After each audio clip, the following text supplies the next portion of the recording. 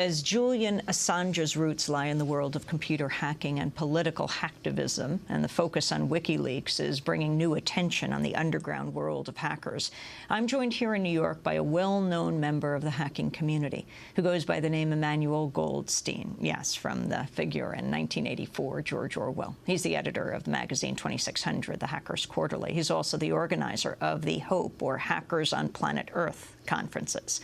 Julian Assange had been slated to be the keynote speaker at the most recent conference, which took place earlier this month, but he didn't make it.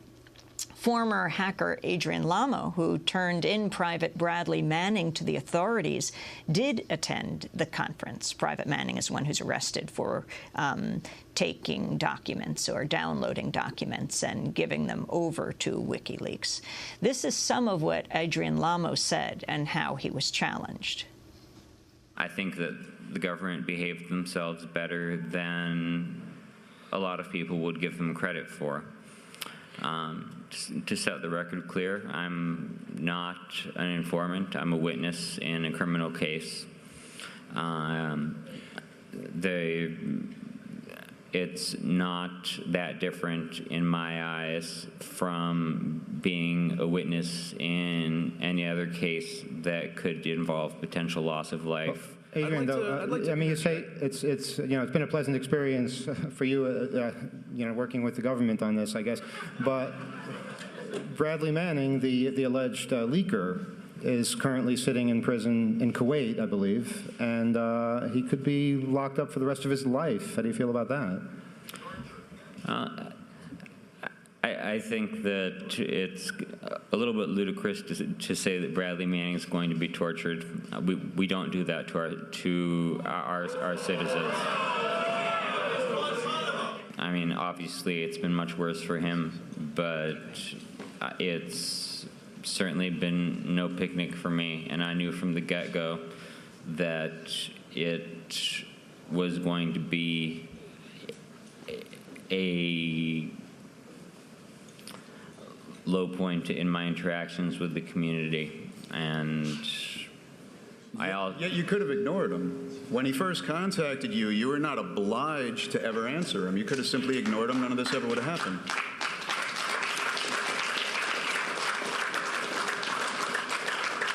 And Mr. Manning could have ignored the diplomatic cables, and he could have ignored the collateral murder video, but he followed his conscience as I did mine.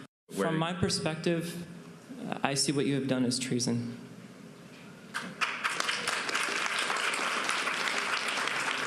Former hacker Adrian Lamo questioned at the Hackers on Planet Earth, or HOPE, conference last week. Emmanuel Goldstein, organizer of the conference. Welcome to Democracy Now! Good morning. Let's go back for a minute. Before we talk about Adrian Lamo, I'd like to talk about this conference that Julian Assange was supposed to be the keynote speaker for. What happened? Well, we originally talked to Julian a few months ago after Collateral Murder was released. And explain what collateral murder was. Well, that was the videotape that showed U.S. soldiers firing on unarmed civilians and journalists, resulting in many deaths, something that the U.S. government had suppressed. This was the videotape, July 12, 2007, that video, WikiLeaks released. And if you want to see that video, you can go to our website at democracynow.org. But go ahead, Emmanuel. And when we saw the extent with which this was gaining interest throughout the world, Julian seemed a natural fit for something like the HOPE conference, because we have controversial speakers dedicated to freedom of speech, releasing information to the public, and Julian does have roots, as you have said, in the hacker world. We didn't know that the hacker world would continue to play a part in this story to the extent that it would keep Julian from being able to enter this country safely because of the ensuing controversy. So what happened before the conference? Well, before the conference, Wired published a news story basically featuring Adrian Lamo, the former hacker that you just made reference to. That caught the attention of Bradley Manning, the Army specialist, accused of leaking that video along with other documents.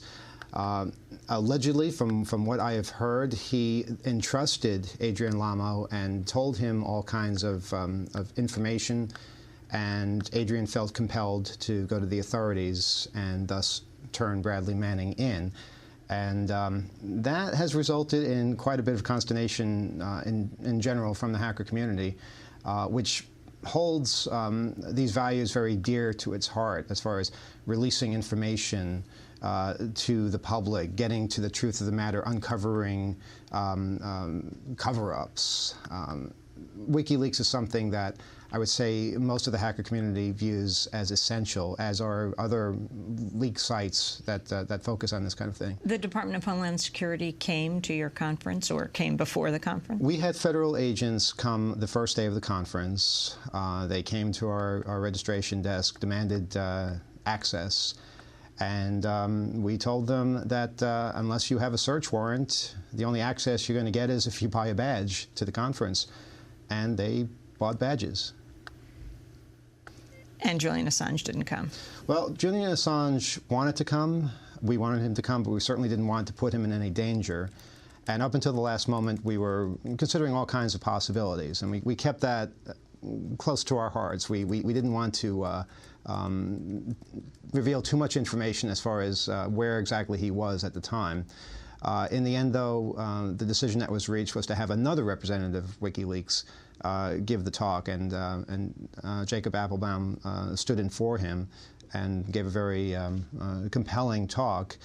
And I think it also points out that WikiLeaks is not one person. WikiLeaks is an unknown number of people throughout the globe, and it's a lot stronger than the media, than people think. So I'm just worried that Julian might be seen as the threat to the U.S. government or the military. And that's not the case. We're all the threat. Anybody who wants the truth, anybody who wants information to get out there, we're the threat to that kind of thinking. And it's not going to go away. As long as the internet exists, as long as democracy exists, this kind of thing is going to happen constantly. Explain how WikiLeaks.org works, Emmanuel. Well, not being a part of the organization myself, I can't say exactly how it works. How I would run something like this would be to set up a whole bunch of servers throughout the world, backing up each other in case troops storm into a co-location facility in one country. There's another one that will take its place. On the internet, censorship is basically seen as a network problem. And we route around censorship. We get to the source in a different way. So if you take out one machine, there's another one to take its place. And you would have to pretty much take apart the entire internet to defeat that kind of a system. The other thing I would run in such a system is basically a lack of logs. What that means is I wouldn't keep records of who sent me an email, of the correspondence between people, of who accessed a website.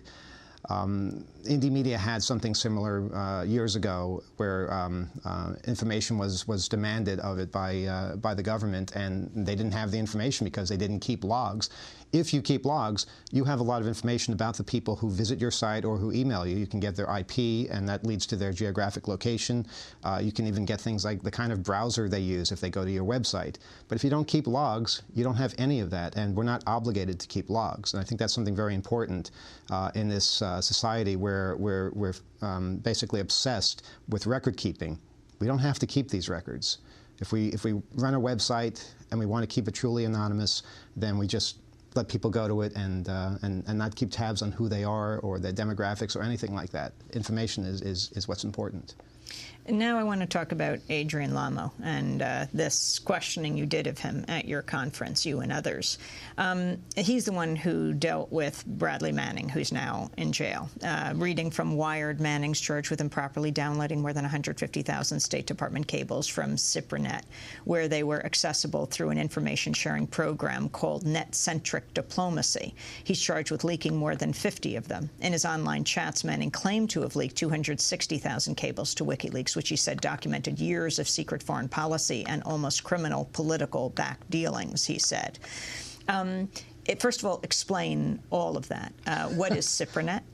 Well, I'm not actually an expert on the military, SIPRnet. the military networks. That is as one such network that Bradley Manning allegedly had access to. And the information sharing program called Net-Centric Diplomacy. I imagine that's some kind of a program similar to torrents, where you're able to anonymously share information. Again, I'm not familiar with that.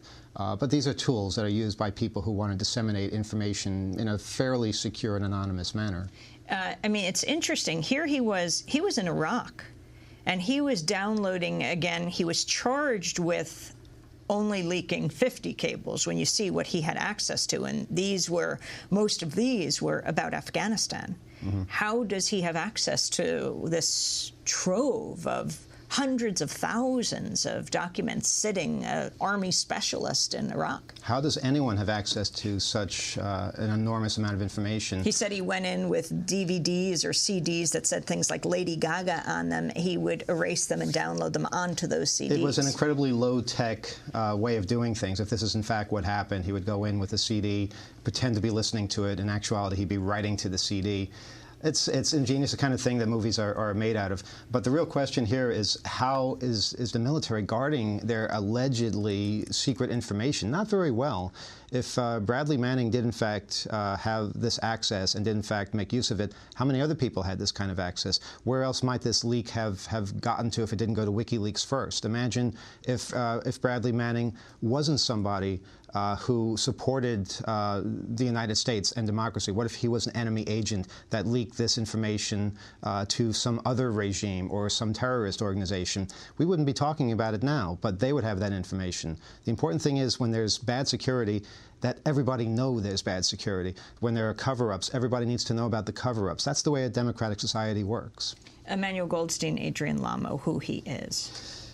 Adrian Lamo is an enigma. He's somebody in the hacker community who has received a lot of attention over the years for various things. And this latest escapade is certainly the most controversial of anything he's done in the past. What was he known for in the past? He was known for hacking into the New York Times website, which I guess is kind of a rite of passage for hackers. And what did he do there? I don't think he really did anything other than change some wording on a web page. And we defended him at the time because there was a spate of people being imprisoned for such minor crimes as simply hacking into a web page. We didn't see anything bad about that. I still don't see anything wrong with that kind of expression, as long as no damage is committed. Adrian has been somebody who's been in touch with a lot of people in the hacker community. He even runs our Facebook group, 2600 Magazine's Facebook group, because it's so decentralized, anybody can really run it. We never really cared. But unfortunately, by doing this, he placed himself in a situation where he was faced with what I believe is an impossible choice. Do you continue to listen to somebody who is claiming to have leaked all these documents, or do you turn them in and clear your conscience and not go to prison yourself if you're found to be co-conspiring with him? I think Adrian put himself in that situation. I think it was a choice to continue to be in the spotlight by talking to people that were claiming all kinds of things. Keep in mind, we don't even know if Bradley Manning ever gave 260,000 documents to WikiLeaks. We don't know that. Well, he wasn't charged with that. He's charged with 50 cables. Right, which is a big difference. And 50 cables could be completely innocuous. There could be no information of any worth in there whatsoever. But by saying 260,000, we think that it's an attack on the country. Our defense is in shambles because of this, and that's not the case at all. Bradley Manning, in my opinion, is a hero for releasing information that uncovered all kinds of scandals, and we need people to do that. That is how our society is strengthened. How unusual is Wikileaks.org, Emmanuel Goldstein? It's not as unusual as you might think. There's a site right here in New York called Cryptome.org, run by John Young, that's been doing this kind of thing for over 10 years. There are all sorts of sites. CRYPTOME? .org, yes. There are all kinds of sites throughout the world dedicated to releasing information that somebody or something says is classified. At 2600 Magazine, we've been releasing leaked information for over 25 years. what happens is somebody, Like what? Corporate information on computer systems, something that shows how easily vulnerable everything from phone systems to cash registers are in a corporation. And what happens when you do this, you get threatened. You get threatened with lawsuits and all kinds of government action. But the way that we have dealt with it, which has been quite successful for the most part, is simply to tell people when you're threatened. And if somebody sends you a threatening letter, you print the threatening letter. And generally they back off when they realize that this is bad publicity for them and that it's not going to get anywhere and you're going to continue to do what you're doing. I don't know if people realize how many hackers have been imprisoned, have been jailed. Far too many. Hackers are not the threat. We've been saying this for decades. They are the messenger. They are the ones who tell people that, hey, this computer system, this bit of technology, it's not what you think it is. It either has spyware capabilities, it has no security, it's something evil that is being used against people, or it's something good that can be compromised in an evil way. Whatever it is, it's usually something the people that design these things don't want to hear, and they'd rather we shut up. And the best way to shut hackers up is to imprison them. Well, that's great if you don't have a voice and if you don't have a means of getting the word out that hackers are being discriminated against. And we've been able to do that over the years with Kevin Mitnick case, with the Bernie S case, with the fiber optic case. So many more instances of hackers being imprisoned simply because they're giving out information. We only have 15 seconds, but why did you adopt the nom de plume or nom de guerre, however you want to put it, Emmanuel Goldstein? Well, it's interesting. Emmanuel Goldstein in George Orwell's 1984 is seen as the enemy of the people. But I should point out that in the end of the book, I don't want to spoil it for anybody, he is actually a fictitious creation of the government. Emmanuel Goldstein, thanks so much for being with us. Well-known figure in the hacker community, editor of the magazine 2600, The Hacker Quarterly, organizer of the Hope Conferences. That does it for today's broadcast. Democracy Now! Is produced by Mike Burke, Shrufa Dukadusa, Armata, Angela Cummins, Steve Martinez, Nicole Salazar, Hani Massoud, Robbie Karen, Mike DeFilippo, Miguel Noguera, engineers. Special thanks to Elizabeth Press, Julie Crosby. I'm Amy Goodman. Thanks for joining us.